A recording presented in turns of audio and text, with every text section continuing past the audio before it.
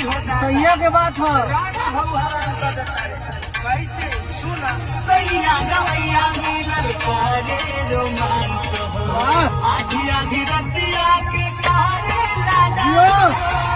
सैया गवैया मिलल करे रोमांस हो आधी आधी रतिया के कारे लाडा हो सैया गवैया मिलल करे रोमांस हो आधी आधी रतिया